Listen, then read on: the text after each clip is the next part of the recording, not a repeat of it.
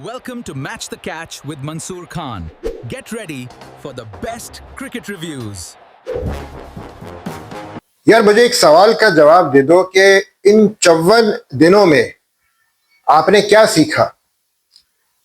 Batting point of view से अगर मैं पूछूं कि हमारी क्रिकेट टीम ने इन 54 दिनों में ऐसा क्या सीखा, किस हद तक अपनी गलतियों पर काबू पाने में ये कामयाब हुए, जो बैटिंग में जो खामियां हैं उनको किस हद तक दूर किया।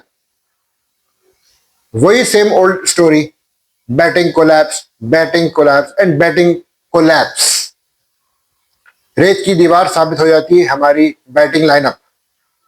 मिडिल ऑर्डर तो बिल्कुल ही फारिग होता जा रहा है। चाहे आप इजाफी बैट्समैन भी खिला लें तब भी कोई फायदा नहीं। और अभी तो चूंकि ऑलराउंडर था तो चले हम ये एक्सक्यूज मान लेते हैं यार कि वो ऑलराउंडर है तो चलो नहीं खेल पाए, लेकिन यार this is not an excuse. Pakistan at one stage 244 for 3। Shan Masood ने सेंचुरी मारी, ठीक है, उसके बैटिंग पर काफी लोग सवालात भी कर रहे हैं, तनकीद भी कर रहे हैं यार कि वो एजी था। मैं भी मानता हूं, सबको पता है, नजर आ रहा है कि हाँ एजी था, लेकिन बहरहाल रन तो भरा है ना उसने, सैकड़ा तो मार दिया। बाकियों ने क्या किया? चले इमाम उल हक ने अच्छी बैटिंग की, 63 रन बनाए।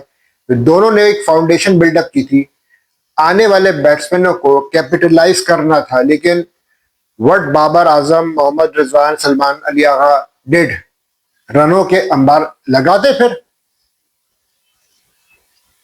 बाबर आजम तो चले दूसरे दिन ही आउट हो गए थे। मैंने कहा था ना बाबर आजम की विकेट बहुत ज्यादा अहम है पाकिस्तान के लिए। बाबर का आउट होना जो है वो ठीक नहीं होता पाकिस्तान के लिए। बाबर का टिकना, बाबर का रन बनाना पाकिस्तान के लिए बहुत जरूरी होता है। बाबर आजम आउट हुआ था, मैंने कहा था यार ये मामला गड़बड़ है। उम्मीद थी चलो यार कि सलमान अली आगा शान मसूद के साथ कुछ स्ट्रेच करेगा। हम ज्यादा ही खुशफहमी का शिकार हो गए थे कि यार के 100 रन की लीड ले लेंगे। चलो 100 रन की कम से कम 50 रन की तो आप ले सकते थे ना, 40-50 रन। 244 फॉर 3, देन 244 फॉर 5, 0 पर 2 विकेटें गिर जाती हैं। उसके बाद फिर 15 रन के मार्जिन में 5 विकेटें आपकी गिर जाती हैं। ऐसे रेत की दीवार साबित हो गए। एक बेहतरीन अपॉर्चुनिटी मिली थी पाकिस्तान को इस टेस्ट मैच में कंप्लीटली डोमिनेट करने की, अगली टीम पर हावी होने की, जो कि वो नहीं कर सके। ठीक है, बॉलर्स ने कमबैक किया और वेस्ट इंडीज के 126 पे 7 खिलाड़ी आउट हो चुके हैं। मजबूरी तौर पर 155 की बर्तरी वेस्ट इंडीज को हासिल है। लेकिन मैं आपको एक बात बताता चलूं कि इस विकेट पे 150 प्लस चेस करना आसान नहीं होगा। ये लीड अगर 200 रन तक भी स्ट्रेच कर जाती है तो पाकिस्तान के लिए जीतना ऑलमोस्ट नेक्स्ट टू इम्पॉसिबल हो जाएगा।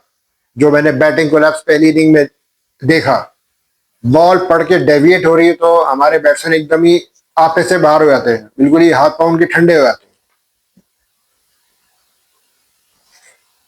इन 54 दिनों में मैं फिर वही सवाल करूंगा कि क्या सीखा भाई? अंदर आती हुई बॉल पर कैसे निगोशिएट करते हैं? कम से कम बॉल पड़ के अगर स्विंग हो रहा है तो उसको डिफेंड करने की कोशिश करते हैं, ब्लॉक करने की कोशिश करते हैं ना भाई। वजह ये हुई कि वेस्ट इंडीज के जो कप्तान थे उन्होंने प्रेशर बिल्डअप किया, फील्ड प्लेसमेंट आगे लेकर आए, क्लोज लेकर आए, दोनों बैट्समैनों पर प्रेशर डाला। जब शान मसूद और सलमान अली आगा बैटिंग कर रहे थे, वो टाइम था जो उन्होंने कैपिटलाइज किया West Indies point of view से। अगर मैं बात करूं तो उन्होंने इस मौके का फायदा उठाया, फील्डर्स को थोड़ा क्लोज लेकर आया ताकि बैट्समैनों पर उन्होंने प्रेशर डाला। सलमान अली आगा और शान मसूद ग्राउंड शॉट्स खेल रहे थे, लेकिन वो सीधा फील्डरों के हाथ में जा रही थी। शमार जोसेफ ने जो जिस तरह से सलमान अली आगा वो क्लीन बोल्ड किया, हालांकि 140 एंड अबव वो कर रहा है बॉलिंग, तो वहां से एकदम मोमेंटम टूटा। वो फिर ऐसा मोमेंटम टूटा कि आपकी बैटिंग लाइन रेत की दीवार साबित हो गई। आपसे ना फास्ट बॉल खेली आ रही है और स्विंग है तो फिर आप छोड़ ही दें। तो वही बात है ना कि आपने इन 54 दिनों में फिर क्या सीखा और क्या खामियां ढूंढी अपने अंदर, और उन खामियों पर कितना काबू पाने की आपने कोशिश की। वही की वही खड़ी है टीम। 2 साल से यही हो रहा है, शायद उससे ज्यादा भी अगर कह दूं तो यही हो रहा है कि आपकी टीम जो है वो अचानक से लड़खड़ा जाती है। इस बैटिंग कोलैप्स की वजह से पाकिस्तान की टीम, चाहे टेस्ट हो, वनडे हो, T20 हो, बिल्कुल फारिग हो जाती है, सिर्फ एक बैटिंग कोलैप्स की वजह से। बांग्लादेश में भी यही हुआ, और हर दफा ही यही होता है कि आपके जब बैटिंग कोलैप्स होता है तो फिर बैटिंग कोलैप्स ही हो जाता है। T20 के चर्चे होते हैं ना खूब, तो वहां भी यही हुआ है। देखने उठा के एशिया कप जो खेला गया लास्ट, इवन वर्ल्ड कप में भी बैटिंग कोलैप्स ही होता है। हर दफा हर फॉर्मेट में आपका बैटिंग कोलैप्स हो रहा है। यही वजह है कि पाकिस्तानी टीम क्लिक नहीं कर पा रही। बॉलर्स ठीक है कमबैक करने की कोशिश कर जाते हैं, लेकिन बैट्समैनों को भी तो अपना रोल प्ले करना है ना। अगर बैट्समैन अपना रोल प्ले नहीं करेंगे तो बॉलर्स कब तक सारा लोड अपने ऊपर लेंगे। अगर ये लीड 200 तक भी गई तो ये मैच पाकिस्तान के लिए जीतना ऑलमोस्ट नेक्स्ट टू इम्पॉसिबल हो जाएगा, keeping in view of the batting collapse in the first innings. बहरहाल क्रिकेट है, कुछ भी हो सकता है, लेकिन अब किंग बाबर और सर डॉन ब्रैडमैन रिजवान को अपना कलीदी किरदार अदा कर रहा है चौथी इनिंग्स में। अब देखते हैं ये दोनों किस हद तक लेते हैं जिम्मेदारी।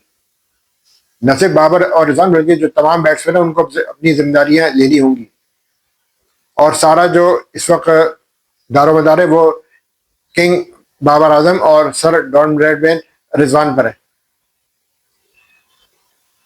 एनीवेज, मिलते हैं अगली वीडियो में।